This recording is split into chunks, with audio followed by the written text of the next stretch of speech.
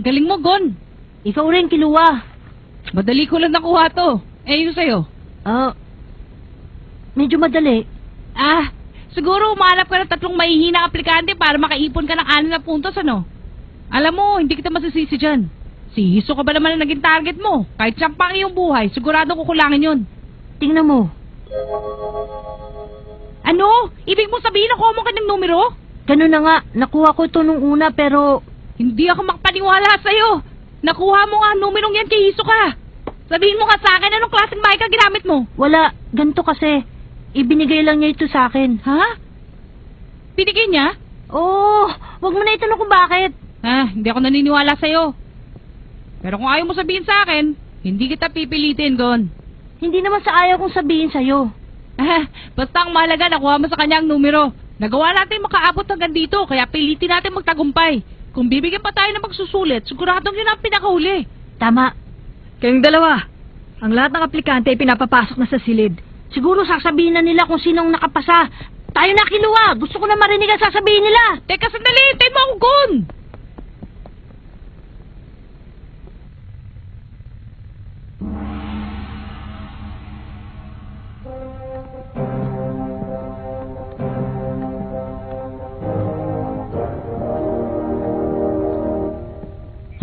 Binabati ko kayong lahat. Kayong siyam na nasa aking harapan ang nakapasa sa ika-4 na pagsusulit. Labis akong natutuwa ngayon dahil ang 6 sa inyo ay baguhan. Aba, at meron pang 2 bata. Sasabihin ko na sana ang mga nakapasa bilang hunter, pero may bago na pagkasunduan ng komite. Huwag sana kayong magagalit dahil gusto pa nilang dagdagan ang pagsusulit ninyo upang mapatunayan na kayo nga ay karapat-dapat na maging mga hunter.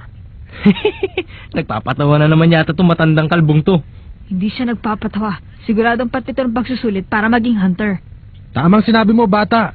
Si Leorio lang yata ang hindi nakakaalam niyan eh. Pero hindi ka na dapat matakot dahil umabot ka na hanggang dito. Kapag nakapasa tayo sa pagsusulit na to, sigurado makakasama natin iba pang mga hunter. Tama ba ako, Chairman Netero?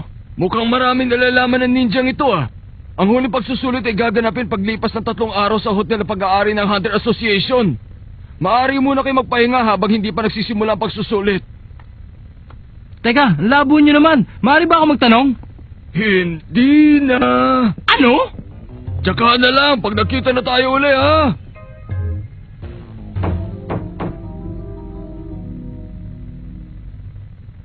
Mula noong magsimula ang Hunter exam, ay inaasahan na to. Pero wala tayong magagawa dahil yun ang patakaran nila eh. Pero naisa nila ako. Tsaka nakaasar ako dun sa matanda. Ano kayang gagawin natin sa susunod na pagsusulit? Hindi mo dapat dito tinatanong yan dahil wala makakasagot sa'yo. Ano ko ba naman kurabi ka? Sumagot ka na lang kung ano nasa isip mo para hindi tayo antukin. Ganun ba yun? At saka ginawa na natin ang lahat para lang makarating dito. Kaya ang gusto ko sana ay makapasa tayong lahat. Nakakatawa ka. Ano? Sino nga ba yung nagsabing, wala akong pakialam sa mga kaibigan ko, basta makapasalama ako sa magsusulit na to? Sandali lang, Kiluwa. Ibang usapan yan ah. Alam mo, Lorio, wala talaga kwento makipag-usap sa mga baguhan. Dapat ang tinatanong mo tungkol sa mga bagay niyan ay yung mga batikan na. Sigurado yan. Oo nga. Huwag niyo akong tanungin. Bumagsak ako sa ika-4 na bahagi ng huling sali ko. Kaya ito ang unang pagkakataon na umabot ako dito. Kung ganun ay wala ka rin palang pakinabang. Tumigil ka! May masasabi ka ba? Ang pinakahuling pagsusulit, meron ka bang may babahagi sa amin tungkol doon? Hindi ba? Ikaw si Ginoong Podoro? Siguradong meron kang may kukwento. Ang isip ay mas matalino kaysa sa libro. Noong 1 taon, bumagsak ako sa unang pagsusulit. Walang kwenta. Pero, marami na rin akong nalaman tungkol sa pagsusulit na to. Sorry, hindi na kami interesado. Makinig ka. Kung babalikan mo ang mga pinagdaanan natin, madali nang isipin kung ano susunod. Ang unang pagsusulit na ibinigay sa mga aplikante ay pisikal. Gusto nilang malaman kung gaano tayo kalakas at gaano katibay ang ating katawan. Sunod ay kung gaano katalas ang ating isip. Bago mo mailutong isang malaking baboy ay kailangan mo muna malaman kung saan ang kahinaan nito. Sunod, bago ka makagawa ng pagkain hindi mo alam, kailangan mo manghula sa kakaunting impormasyon na ibinibigay nila. Paano yung ikatlong pagsusulit? Ang unang bahagi sa tori ng patibong ay tinitingnan nila kung paano tayo makakahanap ng daan. Ang mga sumunod na bahagi naman ay sinusubukan nilang kakayahan ng pag-iisip. Oo nga. Muntik na maubos ang lakas ko sa mga patibong na ginawa nila. At binigyan lamang nila tayo ng 3 araw para makalabas doon. Sumunod naman doon sa barko. Sinubukan nila kung merong kooperasyon ng bawat isa. At sa ika-4 na pagsusulit, alam nyo na yun. Nakita nyo naman pinagsama-sama nilang lahat yun. Nakakabingi ka naman. Ang mabuti pa, sabihin mo na kung anong nasa isip mo. Ano naghihintay sa atin ngayon? Hindi nyo pa rin ba nakukuha hanggang ngayon? Sa dinami-dami ng paghihirap natin, meron pa rin tayong hindi na pagdadaanan. Ano? Ano ba talaga yun? Naiinis na ako kaya mabuti pa sabihin mo na. Kung ganun, doon malalaman kung talaga mahusay ng isang hunter. Kailangan makapasa tayo sa isang written exam! Ha?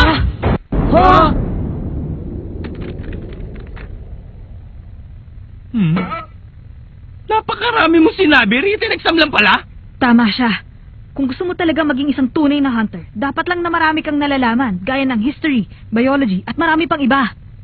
Oo nga. Kadalasan ang pagsusulit ay binubuo ng 2. Physical at written exam. Ang labo naman yata. Hindi ko akalayang pinakamahirap ay ibibigay nila sa uli. Delikado ako. Hindi pa naman ako nag-aaral ng matagal na panahon. Alam ko na. Dito sa sasakyan ito, palagi ko may library. Kung ganun, hanapin natin.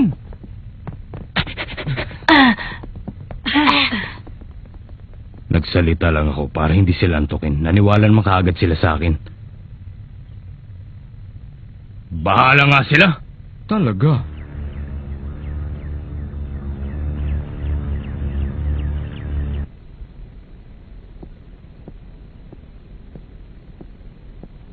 Anong ginagawa mo? Hindi ka ba mag-aaral? Sa palagay ko, hindi na lang ako mag-aaral. Siguradong wala rin naman papasok sa utak ko eh. Lahat tayo ay may sariling ideya. Si Kilua naman ay nandun at nagpapahinga.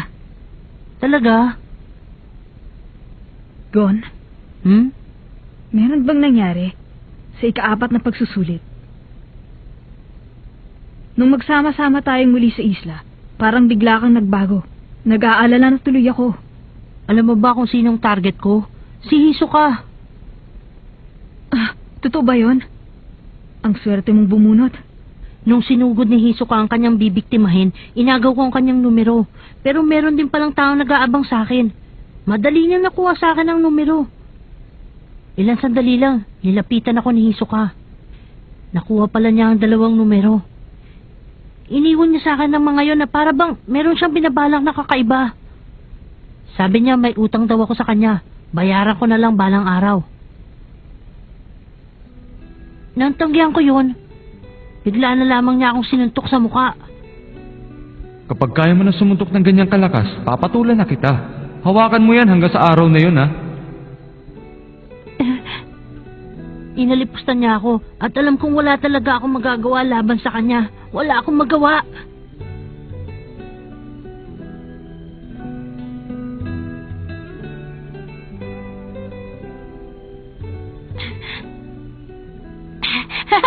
Pagkatapos nun, bigla na lang bumaba ang tingin ko sa aking sarili. Para bang wala na akong silbi. Naging miserable ang buhay ko. Naisip ko na lang na hindi ako dapat maging miserable. Hindi man ako magtagumpay, gusto kong mapatunayan na may magagawa ako sa iba. Kaya naisip kita, Kurapika at si Leorio. Ganun ba? Salamat. Gumanda ang pakiramdam ko nung magkwento ako sa'yo. Kung gusto mo talagang bumalik ang tiwala mo sa iyong sarili, maging hunter ka. Narinig ko na sa'yo ang salitang yan. Tama. Ang nag-iisang dahilan kung bakit umabot kami dito ni Leorio ay walang iba kundi ikaw. Ha? Maraming salamat sa ginawa mo. Talaga? Salamat din sa'yo. Sama-sama tayo magiging hunter. Gon. Aha. Maraming salamat, Kurapika.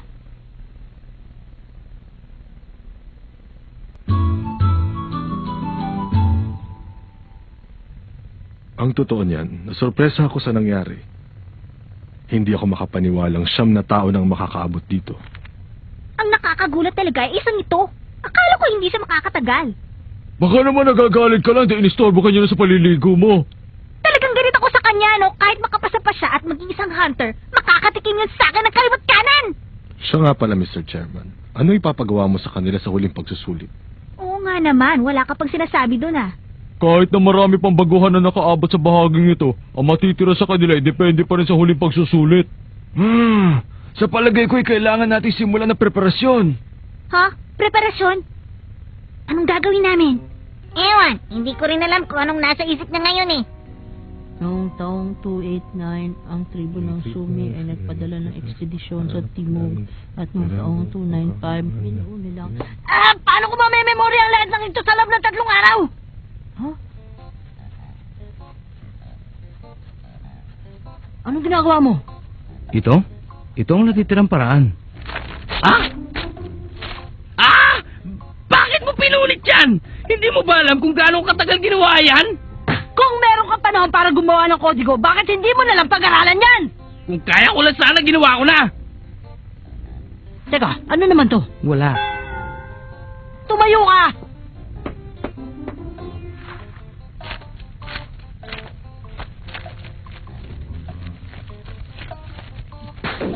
Hindi mo ba talaga kaya umisip ng matinong paraan?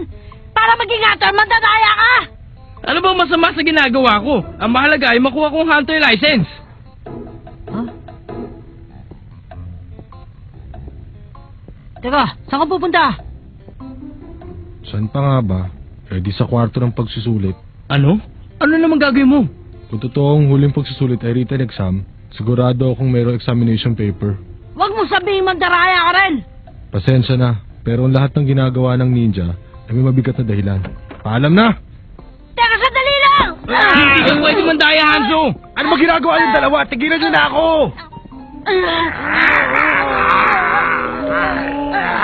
Makinig po kayong lahat. Para sa mga aplikante, ang lahat ng numerong matatawag o maaari lamang ay pumunta sa conference room. Ibig sabihin, ang huli pagsusulit! Ang aga naman. Ayan, naubusan na tuloy ako ng oras! Ang aplikanteng may bilang na 44, maaari na pumasok.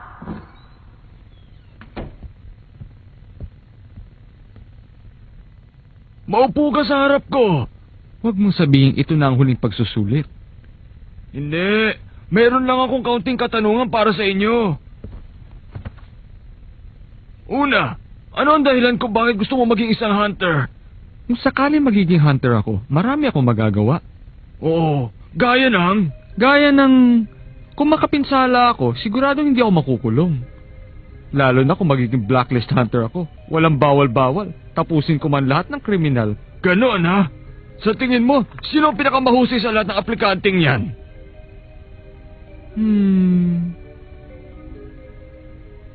Maaring ito, pero hindi mo rin pwedeng sayangin na isang to. Pero siya ang pinakamahusay. Gustong-gusto ko nga makaharap ang batang yan. Ito na ang pinakahuling katanungan. Sa kanilang lahat, sino talagang ayaw mo makalaban? Gaya ng sinabi ko sa inyo kanina, tanda, gusto kong makaharap ang batang ito. Hindi pa rin ang isang to. Ang totoo niyan, sa mga oras na ito, ikaw talagang gusto kong makaharap at wala nang iba. Sige, maraming salamat na lang. Makakaalis ka na. Masyado siyang mautak. Wala siyang kalaban-laban sa akin, kaya pinaalis niya ako kaagad. Sige na, muna ka na. Sige na. Ano pa? Ba't ako kailangan? Kumusta naman ang huling pagsusulit? Wala naman naging problema. Ano? Anong tinanong? Sikreto. Nakakainis. Pasok na ang numerong 53. Lagot, hindi pa ako handa. Sa palagay mo, sino kaya sa kanila ang pinaka-interesante? Ang isang ito, siya ang pinakamalumanay sa lahat. Sino naman ang ayaw mo makaharap sa kanila lahat? Si Hisoka. Ang totoo niyan, wala talaga akong laban sa kanya eh. Sige, makaalis ka na. Hindi ba ito ang pinakahuling pagsusulit? Ano? Isa lamang ito simpleng panayam. Ano? Ang ibig sabihin, ay hindi pa ito ang pinakahuling pagsusulit? Kung ganun, maaari ko uling simulan ang paggawa ng kodigo. Hindi mo ba kaya mag-aral para makapasa sa pagsusulit? Sa palagay ko, mali kung sasabihin kong siya ang pinaka-interesante. Siya ang pinakamahusay. Ayoko naman makaharap ang dalawang ito. Bilang isang martial artist, hindi ako mapatol sa bata.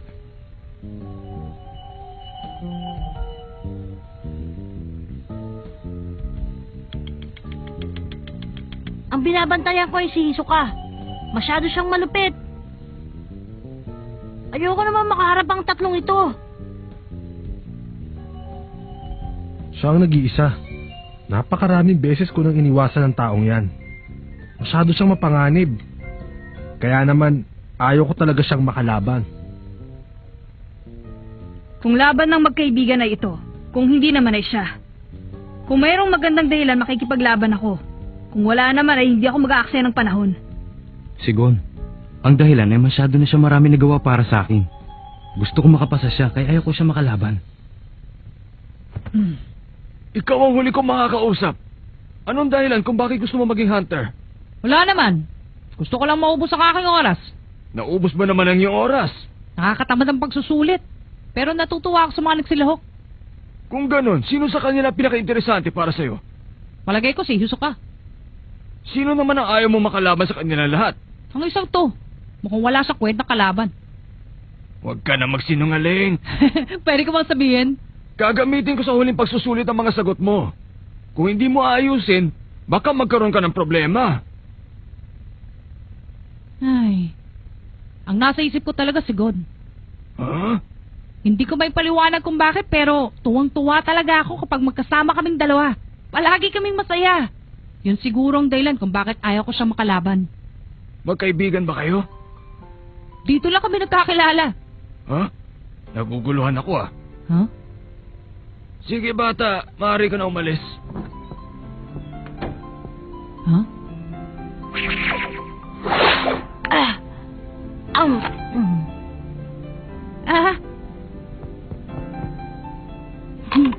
Yan ang ginamit mo sa pagkuha ng numero ni Hisoka. Oo, pero pagkatapos nun, meron din palang taong nag-aabang sa akin at kinuha mga numero. Sira ka talaga. Hindi ko tuloy maintindihan kung mahusay ka o meron ka lang kiriring. Huwag naman, sakit mo naman magsalita eh. Hindi ka naman mukhang mahina. Patas ang ginawa mong pakikipaglaban kay Hisoka, hindi ba? Buong iyong loob, kaya sa tingin ko yung maganda ang kinabukasan mo. Alam mo ba ang totoo? Takot na takot talaga ako noon. Nagtagumpay lang ako dahil sa matinding pagsasanay. Talaga? Siyempre.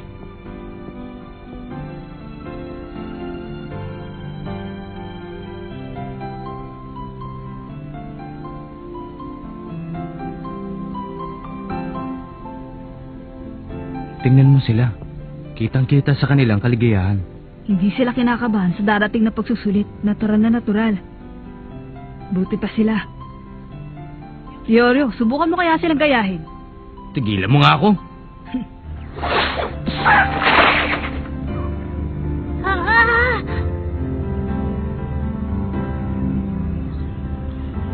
Oh! Huwag ka nang magalit. Magaling lang talaga ako. Mukhang lalo pa yatang gumulutong ginagawa ko ah. Ano po ba yung ginagawa ninyo? Gumagawa ako ng chart para sa pagsusulit. Chart ba kanyo? Nagbibiro ba kayo pag lalabanan niyo sila sa isang tournament? Tama hula mo, tingnan nyo. Chairman, sigurado ka ba dyan? Seryoso ako. Sa tingin ko nga, seryoso ka. Nagpapasalamat kami sa inyong paghihintay. Malapit na tayong dumating sa lugar ng huling pagsusulit.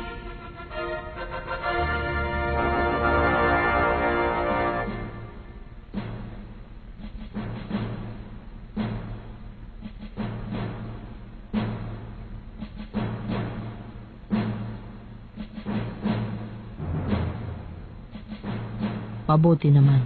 Ngayon ay handang-handa na ako para sa written exam. Itanong niyo na kung ano gusto niyo itanong. Ang huling pagsusulit na ibibigay ko sa inyo ay isang tournament. Ano? Isang tournament ba kamo? Hindi ba written exam ang ibibigay mo? Written exam? Sino naman ang may sabi niya sa inyo? Bueno, ipapakita ko sa inyo ngayon kung sino ang maghaharap-harap.